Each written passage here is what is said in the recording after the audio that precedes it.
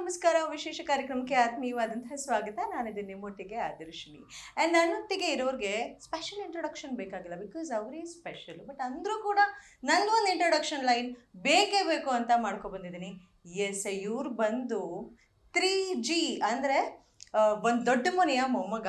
5G ಯುಗದಲ್ಲಿ ಮಿಂಚೋಕ್ಕೆ all set ready.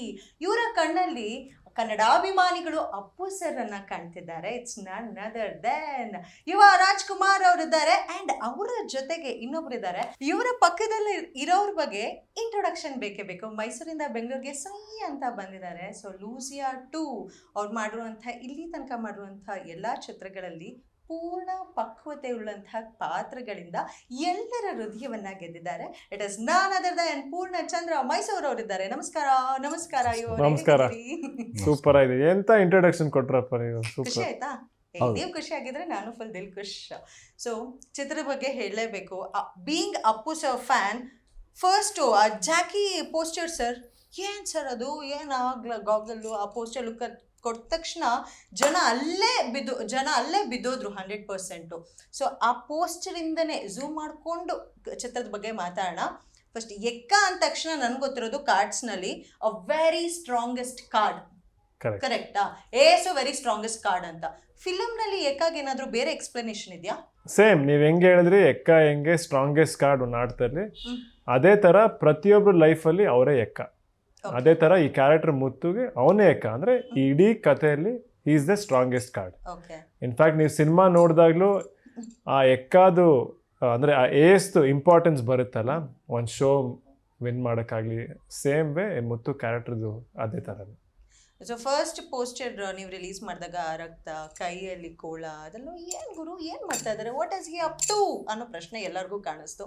So ಆ poster ಬಗ್ಗೆಯಿಂದನೇ ಸ್ಟಾರ್ಟ್ ಮಾಡ್ತಾ, ಸೊ ಅಪ್ಪು ಸರ್ ಪೋಸ್ಟರ್ ಬಗ್ಗೆನೂ ಜಾಕಿ ಲುಕ್ ರೀಕ್ರಿಯೇಟ್ ಮಾಡಿರೋ ಪೋಸ್ಟರ್ ಬಗ್ಗೆ ಮಾತಾಡೋಣ. ಸೊ ಏನು ಹೇಳ್ತೀರಾ? ಆ ಬ್ಲಡ್ಡು, ಆ ಕೋಳ ಇಟ್ಕೊಂಡು ಆ ಸ್ಮೈಲ್, ಫ್ಲೋಟಿ ಸ್ಮೈಲಾ, ಏನು ಸ್ಮೈಲ್ ಅದು ದ ಪೋಸ್ಟರ್?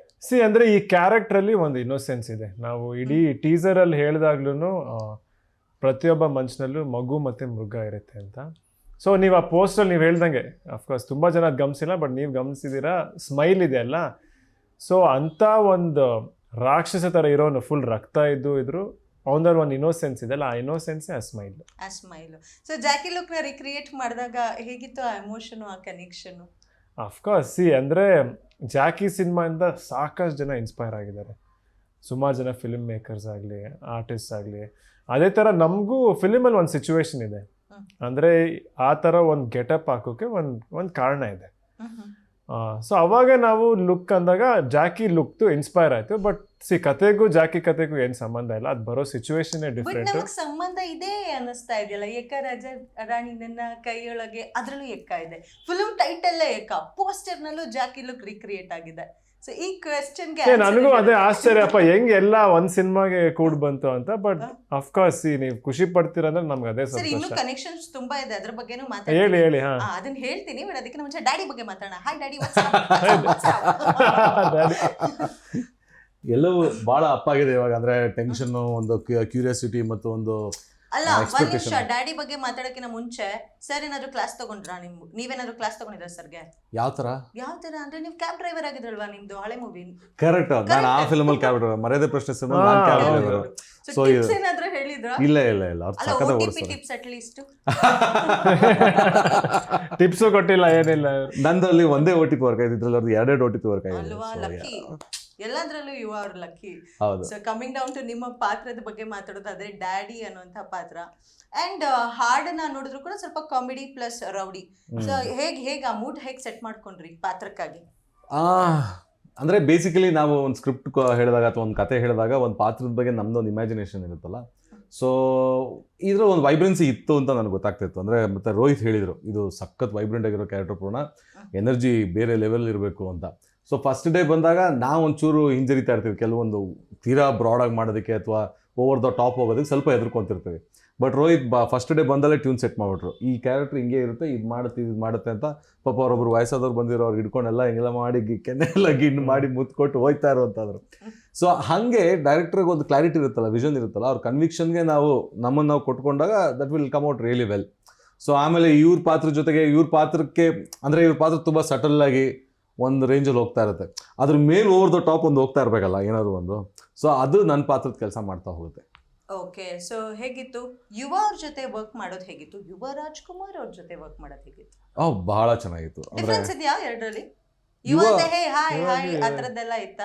ನಿಮ್ಗೆ Because ಅದು ಆ ಗೊತ್ತಾಗುತ್ತೆ ಆಸ್ ಎ ರಾಜ್ಕುಮಾರ್ ಪರ್ಸನ್. ಅನ್ನೋದು ತುಂಬಾ ಹಾ. ಇಂಪ್ಯಾಕ್ಟ್ ಆಗುತ್ತೆ ಆ ಹೌದು. ಹೆಸರಿಗೆ. ಅಂದ್ರೆ ಏನಂದ್ರೆ ಒಂದು ತಲತಲಾಂತರದಿಂದ ಬಂದಿರೋ ಒಂದು ಗದ್ದುಗೆನ ನಡೆಸ್ಕೊಂಡು ಹೋಗ್ಬೇಕು ಅಂದ್ರೆ ಅದು ಮನೆತನದ್ದು ಒಂದು ಗೌರವ ಎಲ್ಲ ಬಂದಿರುತ್ತಲ್ಲ, ಮತ್ತೆ ಕಲ್ಚರಲಿ ಎಂಬೆಡೆಡ್ ಆಗಿರುತ್ತೆ.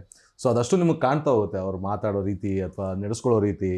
ಆಮೇಲೆ ತುಂಬಾ ಪ್ರೀತಿಯಿಂದ ಬರಮಾಡ್ಕೊಳ್ಳೋದು. ಆಮೇಲೆ ನೀವು ಸಾಂಗ್ ನೋಡ್ತೀರ ತುಂಬಾ. ಬ್ರ್ಯಾಂಡ್ ಸರ್ ಅದಕ್ಕೆಲ್ಲ ಡೌನ್ ಟು ಅರ್ತ್ ಪ್ರೀತಿಗೆಲ್ಲ ಬ್ರ್ಯಾಂಡ್. ಹೌದು, ನಾನು ಅದನ್ನೇ ಎಕ್ಸ್ಪ್ಲೈನ್ ಮಾಡ್ತಾ ಇದ್ದೆ, ನಾನು ಬೇರೆ ಹೇಳ್ತಾ ಇದ್ದ.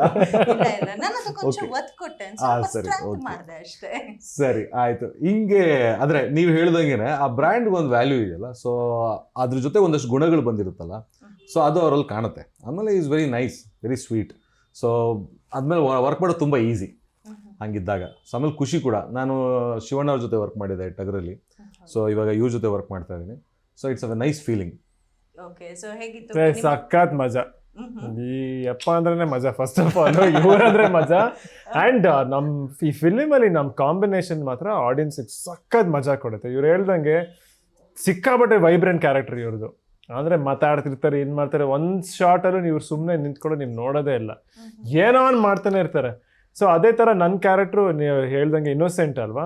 ಸೊ ಇನ್ನೋಸೆನ್ಸ್ಗೂ ಈ ರಾಕ್ಷಸನ್ ತರ ಬದಲಾಗೋಕ್ಕೂ ಒಂದು ಫೇಸ್ ಇರುತ್ತೆ. ಸೊ ಆ ಫೇಸಲ್ಲಿ ಸಖತ್ ಇಂಪಾರ್ಟೆಂಟ್ ಕ್ಯಾರೆಕ್ಟರ್ ಇವರು.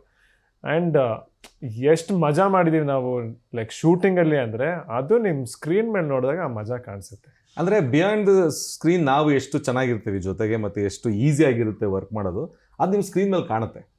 ಸೊ ಆ ಪ್ರಾಸೆಸ್ಸಲ್ಲಿ ಹೋಗ್ತಾ ಹೋಗುತ್ತೆ. ಆಮೇಲೆ ಕಾಂಪ್ಲಿಮೆಂಟಿಂಗ್ ಅಲ್ಲ, ಎವ್ರಿ ಫಿಲಮಲ್ಲಿ ಪ್ರತಿ ಪಾತ್ರನೂ ಒಂದಕ್ಕೊಂದು ಕಾಂಪ್ಲಿಮೆಂಟಿಂಗ್ ಆಗಿರಬೇಕು. ಸೊ ಇದ್ರಲ್ಲಿ ಗೊತ್ತಾಗ್ತಾ ಹೋಗುತ್ತೆ. ಆಮೇಲೆ ನಾನು ಕೆಲವೊಂದು ಕಡೆ ಜಾಸ್ತಿ ಮಾಡ್ತಾ ಇದ್ರು ಇವ್ರ ಪಾತ್ರ ಅದಕ್ಕೊಂದು ಸ್ಪೇಸ್ ಕೊಡಬೇಕಾಗತ್ತಲ್ಲ, ಆ ಪಾತ್ರ ಹಂಗೆ ಕೊಟ್ಕೊಂಡು ಹೋಗುತ್ತೆ.